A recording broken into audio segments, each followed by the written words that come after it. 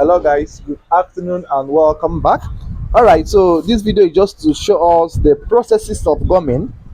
Now, gumming is one of the most underrated aspects of our sewing, right? Now, most of us think that when you cut, the thing left is to sew, but that's not the truth. Now, when you cut, after cutting, you are meant to gum, and if you don't gum properly, you will have issues while sewing. So I would like us to watch how I gum and how I fold and prepare my clothes prior to my sewing section. So this video will interest you to learn how to prepare your gum. So this is my cuff. I am using my collar gum in preparing my cuff. Now the reason for this collar gum is to make sure the cuff gives you a nice feeling. It gives you a balanced nature on the cuff. So you must gum in this way. And then the guideline of this gumming is the strip of the person I have is 8 extra 1 inch, that's 9 inches, right?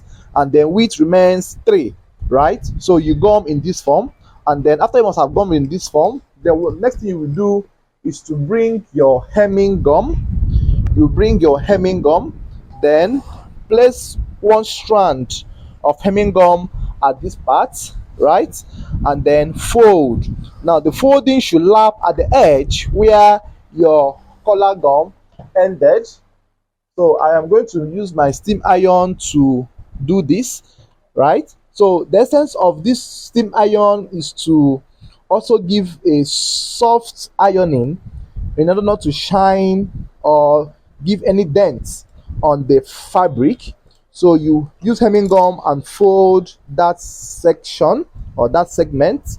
So when you must have done that, now you make sure you iron out properly to make sure that the hemming gum is properly balanced. So I will do this. I will do the same thing I'm doing here on the other part of the cuff, and then I will come back to show you the results on the second section of, or the second sleeve, right? So now I have gummed the cuff area, right, and I have folded. So this is how it should be. Then the one ungummed, the one you use as the underneath one, should not be gummed as well. So you just have to place it in this form, right? So the reason I'm showing us this is for us to know that gumming is one of the most underrated aspects of sewing that most people overlook, but then it tends to give us issues when you are stitching or when you are sewing. So this is where you have your foundational sewing done, and you must do it properly before you go to your machine to stitch, else you have issues. So you just have to take a time, watch this video to the end, and learn some new tricks or new ways of gumming, achieving a perfect finishing, because most of us do have issues on how to gum, where to gum, and how to go about the gumming, right? So you put your hemming gum here and fold. It helps you to achieve a neat finishing as well. So you just have to take a time in doing all of this. You know, I have done a lot of videos on cutting and every other aspect. I think I have not really emphasized more on this gumming section. So that's the reason I am doing this video now, to enable us understand that gumming is so much needed to be done properly. So having known how to gum the cuff now, as you can see, now the next is the placket. Now I used to do, I'm usually doing having a singular placket that I will sew and stitch and slit, and it will give me a double placket. This is only applicable on cufflinks. If you're doing shirt button, you must do this double placket, which is for standard shirt measurement, right? So you gum the placket in this form, and then after which you also learn how to fold them or fold it. So you just have to take your time in doing this. It's advisable that the scissors you use in your normal cutting should not be used in your gumming cutting, because the gum used to blunt the scissors. So you use another scissors. So you must have a designated scissors you use in cutting of your fabric, and one scissors again for the gum cutting, right? So don't interchange the both. It used to blunt the sharpness of the scissors if you use it to cut for gum. So trim the sides. Now, why should you trim the excess gum? The reason is that for you to not to have any excess protrusion of the gum, because when you're folding, the surface of the iron will be affected. So you need to trim off the edges properly. Trim the edges off properly. Trim them off properly this way, and then you fold. Then how is the best method to fold?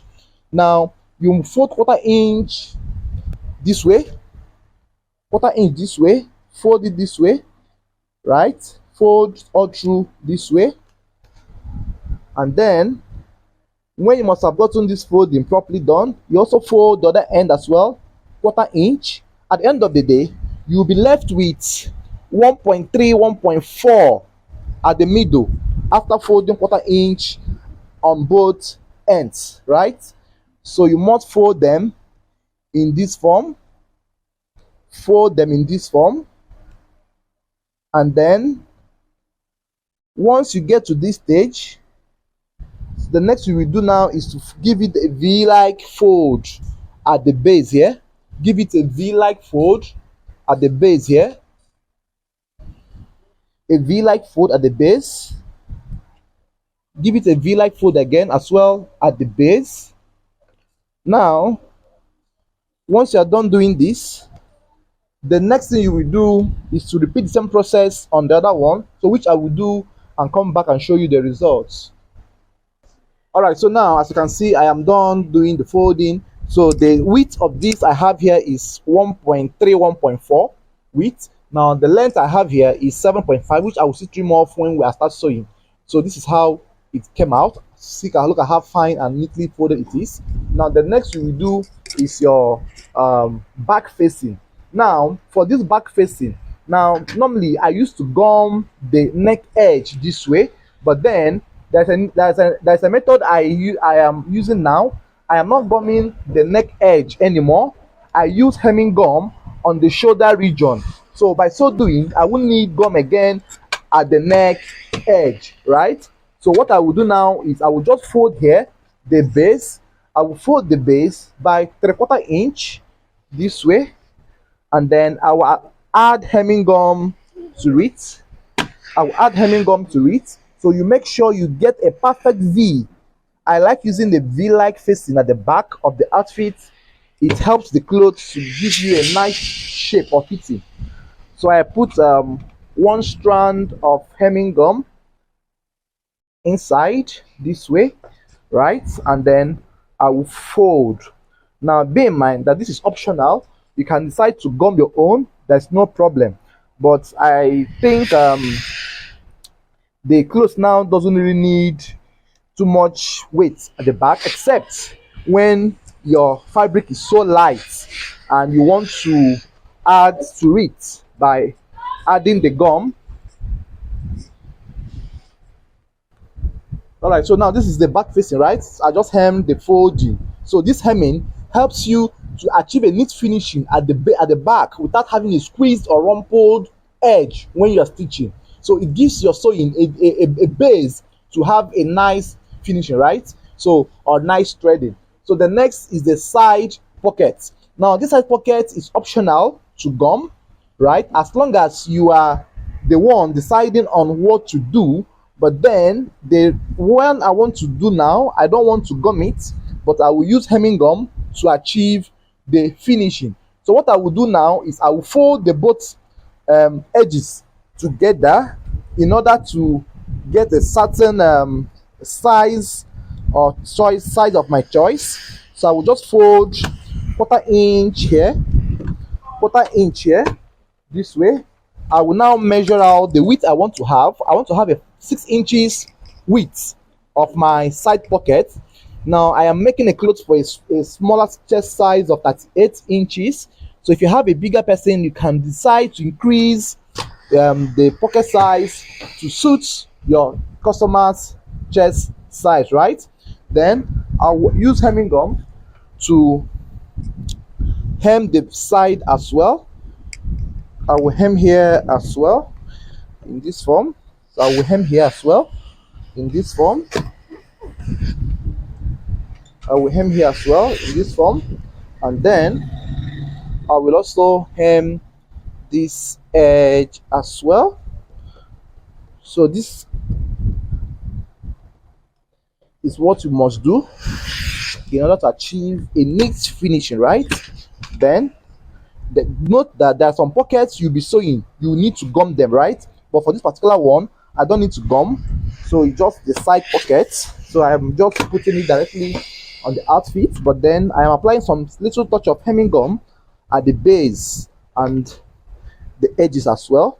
So this width or this depth is what I want to have. So I will just have to remeasure to be sure I have 7 inches, 7.5. So I have 8 inches, it's okay for me. So I will put hemming gum at the bigger folding, that's for the up area or the up region. This way I'll put 3 to 4 strands of hemming gum, and then I will also gum this way. So now, once you must have taken your time to do all of this, there is no other need for you to panic in your sewing. Once you get to your machine, it will not take you more than 20 to 30 minutes threading, and you are done with your top sewing, right? So you fold to get the midpoint of the pocket. It helps you to know the center and close place it properly at the side. So do the same thing on this other side again. I will do it and show you the result as well. All right, so now I am done doing the side pockets. So the next I will do now is to get the sleeve folding. Now most of us do have issues on how or the position where to get the plackets placed on this sleeve. Now first and foremost thing you need to do is to iron out all rumples. Now bear in mind that this my ironing now is being done on the at the wrong side of the fabric. That's the back panel, the back part of the fabric, right? Now iron out all rumples on this sleeve this way. Make sure it's properly ironed out. Now once you have ironed out all of this, now the next you will do now is to fold. Now this folding will come with a certain measurement. Now I want to show us, if you don't know how to get your measurements rightly, now you can use this method as well to derive it. Now the round sleeve I have is a round sleeve measurement of I think 4.5, then plus 1 inch extra, that's 5.5. 1 inch I added was for the pleating, right? And then the 1 inch here is for the inseam allowance. Then when you must have gotten the width, the marking properly done, iron out this fabric. This is the wrong side. Then take the two pieces. Bear in mind that the two sleeves are mirroring each other, they are together, right? Then take the two sleeves this way, then open it up, and then take that 1 inch, this 1 inch here, place at the middle of the center line you have just ironed, then form another line here, get another line here. Now this line automatically becomes the line that your plackets will be placed, right? So, and the measurement from that center folding is approximately 2.5 inches to 3 inches maximum. So let's cross check if it's correct.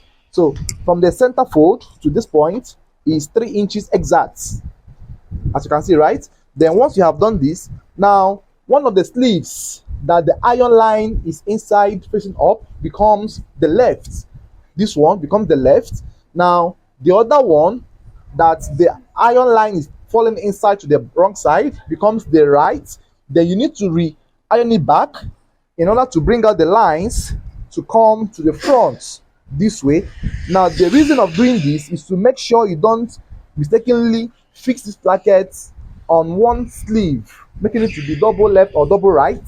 They also re-iron this one as well in this form so that it comes out to the front, right? So this is how one of the easiest ways you can iron your sleeve. So once you are done doing this, you are okay with the sleeve folding, because if you don't do this now, you have issues when you are threading and you will end up making two sleeves on one particular outfit. Then that's for the sleeve. Now the next thing you will do here is for the back panel. Now the back panel, I don't gum anything at all now. Now the reason is to I just use hemming gum on the shoulder region. It helps to give me a lighter and a perfect fitting or finishing at the shoulder region. So just iron out the rumples. Make sure you don't sew with rumples. Iron out the rumples, please. It's very important. It helps you to detect error easily whenever your placements are not centralized. Once your placements are not centralized and you have ironed, you have an easy detection of errors. But when you have rumples all over, you would really have issues on how to go about it. So this is what we are trying to solve, just trying to remove any possible errors that you will encounter. There is every tendency or possibility of you sewing clothes without losing or making a mistake. It's when you have taken your time to undergo through these procedures and you will not have any impending danger or error coming up. So you iron out all of this, right? And you're done with the back panel. Now the next thing, but not the least, is the front block. So this front block has this heat transfer, right? This is called a heat transfer. It's a design. It's placed at the middle of the center outfit. Now this outfit will no longer have flap. It will go with a shoulder zip at the shoulder, right? So I am going to iron or gum the neck region this way. I've already cut out my material gum to gum the neck region. Now the reason to do this is to make the front neck to balance properly without having any rumples. So you gum this neck region. The width can be 4 inches width all around the neck, or can be less than this if you so wish. However be your choice, you gum, but you must drop certain amount of gum on this front block.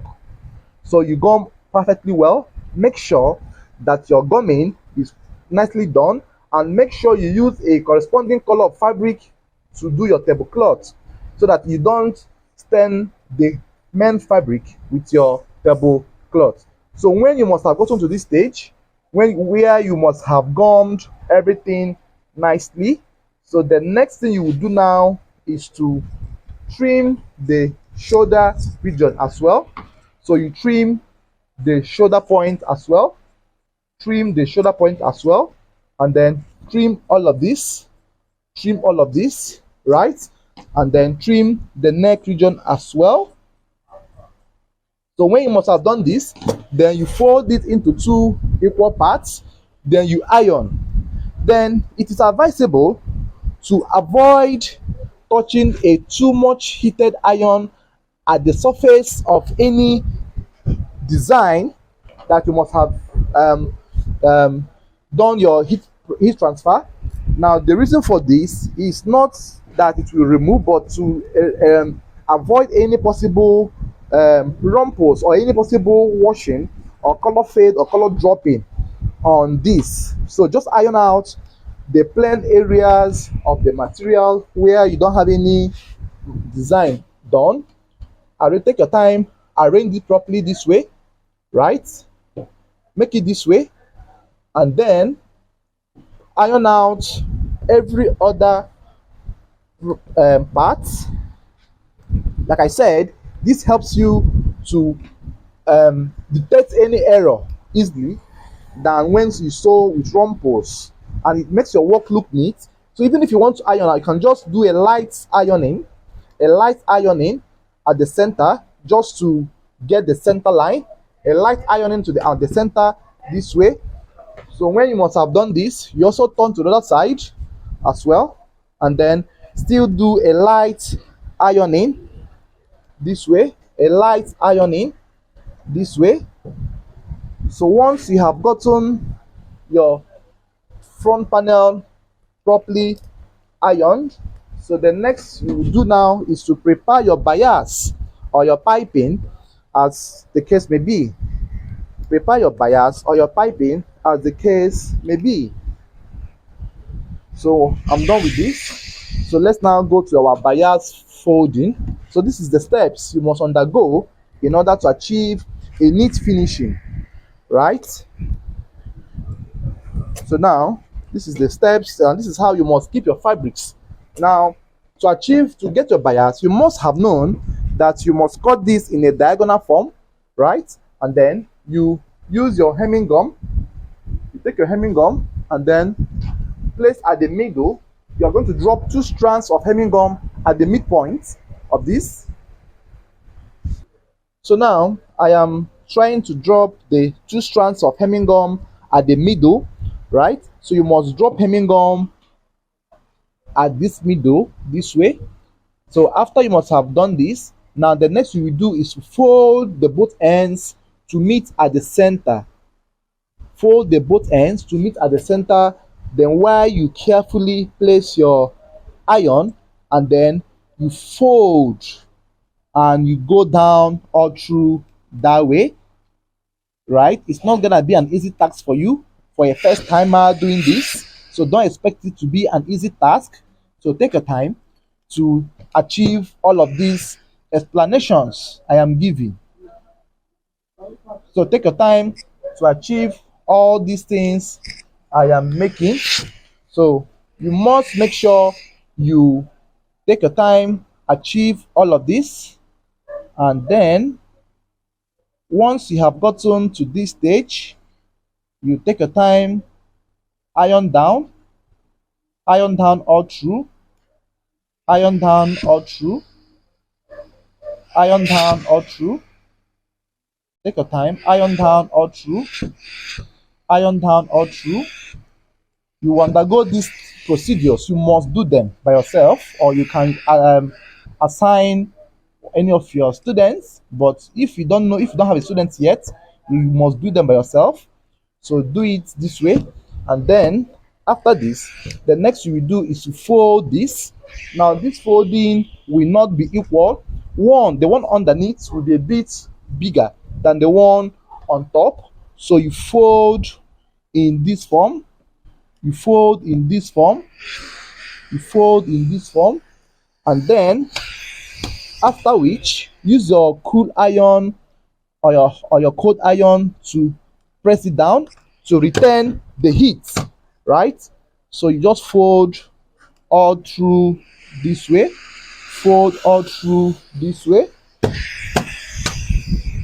So you just fold all through this way, fold all through this way, and then you make sure everything is equal and you are taking your time in doing that. So fold all through this way, and this is the end of your foldings and preparations.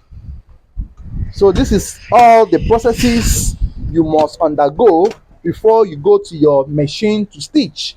And please, for emphasis sake, so take a good look at the whole components I have cut, and this is how you must prepare your clothes before you stitch. By this method, even a newbie can easily ascertain the components you have cut, and it will be easy for him or her to help you and stitch. So this is how I used to gum my clothes, prepare them, give my workers to help me and stitch, or do it by myself if there is any need for that. So this is how all the components are done. This is for my shoulder zip. So I hope you have enjoyed this video. I hope this video must have given you an insight on how to do your foldings and your gummings. Thank you for watching. See you in the sewing video.